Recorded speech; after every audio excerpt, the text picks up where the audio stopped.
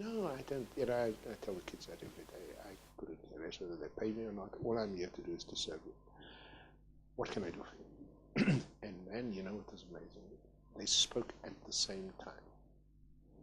It wasn't choreographed. They spoke at the same time, and they said in Afrikaans, "Moet ons net nie forceer om te integreer nie. Just don't force us to integrate." I had such a shock, you know, because this was so many years after apartheid. This was what, 2007, 9? Yes. 9. So a number of years had elapsed already, and here the mortal fear of these two really well-meaning kids. I mean, there was no aggression in it. They just had this mortal fear of living in areas, okay, with black people. And I remember telling myself to calm down because, you know, I didn't want them to feel I was reacting, you know, to what they were saying, because they didn't mean it in the bad. They just didn't want black people around them. And this was post-rights, of course, which was a protest against integration. And I just shook my head. I thanked them very warmly for the conversation. That was day one, you know, undercover. That scared the hell out of me, because then I realized you have a huge amount of work to do just to make them feel. And this is where I think we often wrong in the way we judge students. You know, we expect them to come from 18, at the age of 18. These kids have lived on a farm in Herzogenbusch all their lives.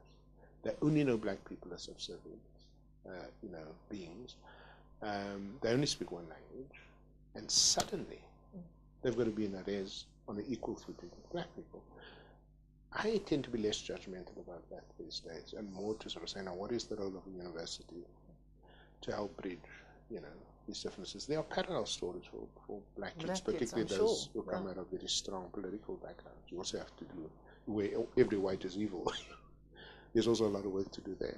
So that, and I'm very grateful to my colleagues. I've had an amazing team of leaders, you know, in the student body, who, and as I was saying the other day, you know, when we had our SRC elections, the president of the SRC is a black woman. One of the new members of the SRC is a blind student, Ms. Alfred, and the deputy to the president, Moseletiani, the deputy is Waldo Stone, who is the representative, a white guy is the representative of SASCO. Now, I always say, if this is not transformation, I don't know what it is.